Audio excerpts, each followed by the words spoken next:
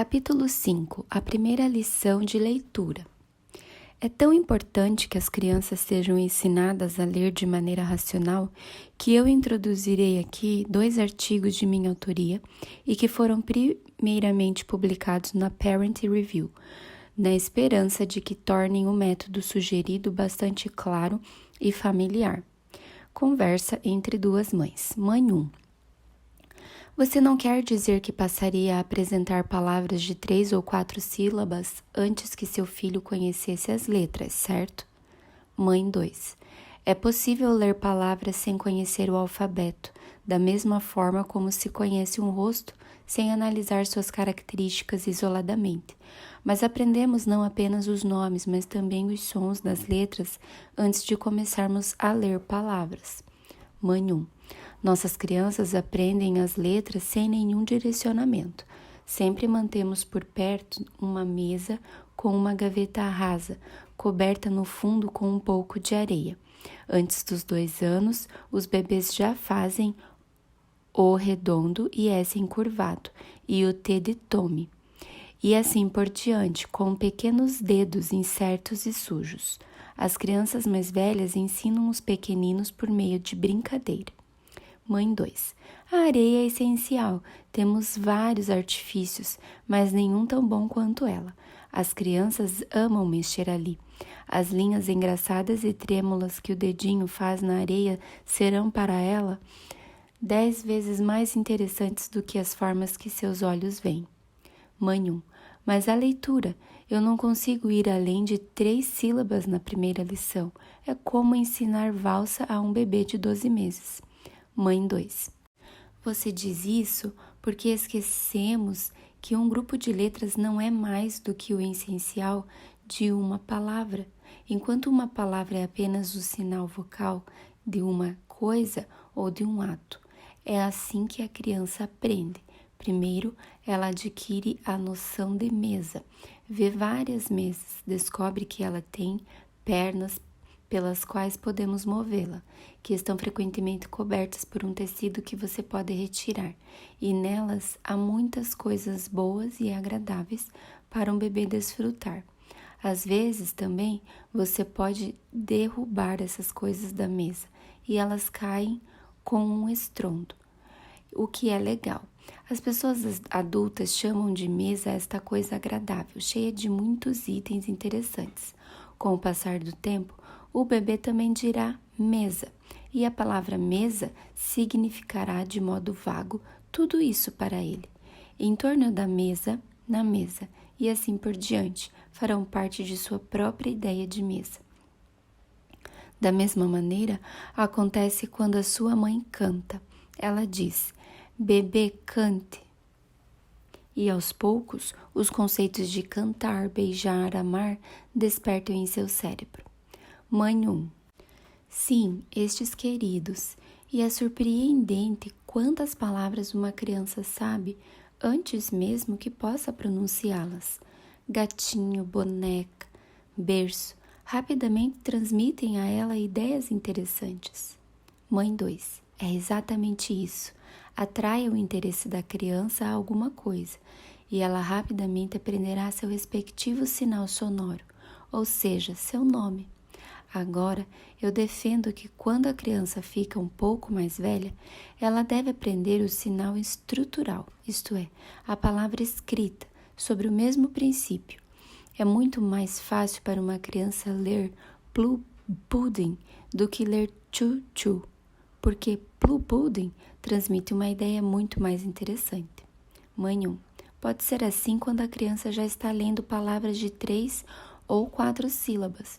Mas o que você faria enquanto ela ainda está em palavras de uma sílaba? Na verdade, palavras de 2 ou 3 letras. Mãe 2. Eu jamais a colocaria para ler palavras de uma sílaba. Quanto maior a palavra, mais impressionante a aparência dela e, portanto, mais fácil de ler, desde que a ideia que ela transmite seja interessante para uma criança.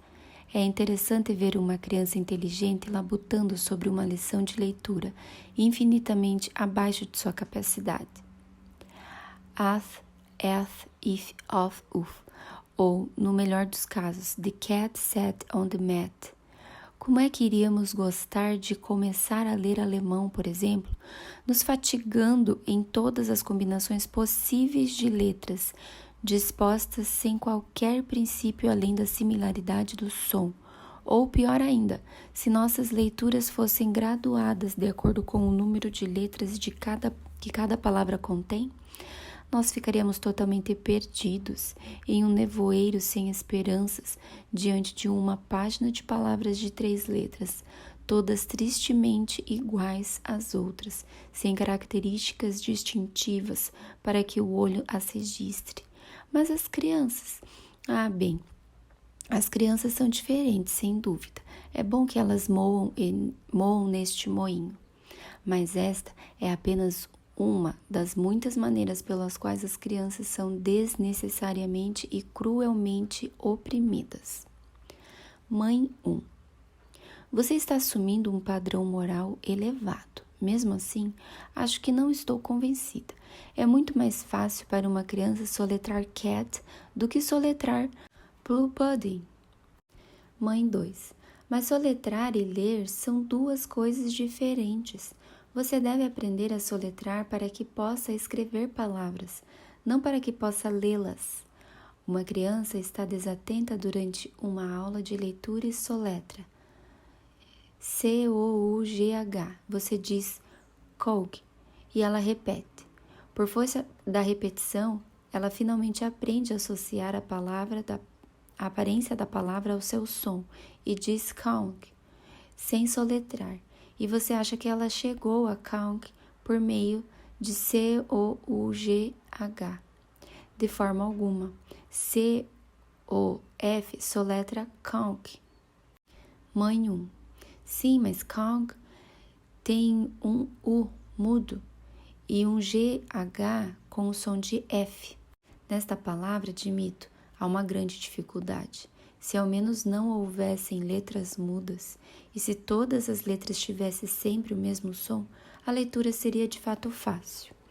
As pessoas cujos idiomas são fonéticos têm algo a seu favor. Mãe 2. Você concordaria com o escritor de um artigo de uma importante revista? Plough deveria ser escrito e impresso. Plough, strong, true, enough, enough, out, ou ort, e assim por diante. Tudo isso se origina da ideia equivocada de que ao lermos, olhamos para as letras que compõem uma palavra, pensamos em seus sons, combinamos e formamos a palavra. Não fazemos nada disso. Nós aceitamos uma palavra, escrita ou impressa, simplesmente como símbolo de uma palavra que estamos acostumados a dizer. Se a palavra é nova para nós, podemos tentar fazer algo com as letras, mas sabemos tão bem que isso é um tiro no escuro, que temos o cuidado de não dizer a nova palavra até que tenhamos ouvido alguém dizê-la. Mãe 1. Sim, mas as crianças são diferentes. Mãe 2. As crianças são iguais a nós, se não melhores. Poderíamos, se quiséssemos, quebrar uma palavra em seus sons, ou juntar alguns sons para formar uma palavra, mas estes são esforços além do alcance das crianças. Em primeiro e último lugar, elas aprendem e conhecem uma palavra por sua aparência, e quanto mais impressionante parecer, mais fácil será reconhecê-la, desde que a palavra impressa seja uma palavra já muito bem conhecida pelos ouvidos e pelos sentidos. Mãe 1. Ainda não está claro. Que tal me dizer, passo a passo, como você daria sua primeira aula de leitura? Uma ilustração ajudaria muito. Mãe 2. Muito bem. Bob teve sua primeira lição ontem, em seu 6º aniversário. A lição foi parte da comemoração. A propósito, acho que é uma ótima ideia começar um novo estudo com a criança em seu aniversário, ou em algum grande dia, pois ela já começa considerando o novo estudo um privilégio. Mãe 2. Isso é um sucesso, mas continue. Bob já conhecia as letras? Mãe 2. Sim, ele já havia aprendido as letras. como você diz, mas eu tomei o cuidado de não permitir pequenas leituras. Você sabe como Susana Wesley costumava se retirar para uma sala com a criança que teria sua primeira lição de leitura e não aparecia novamente por algumas horas, até que a criança saísse da sala capaz de ler boa parte do primeiro capítulo de Gênesis?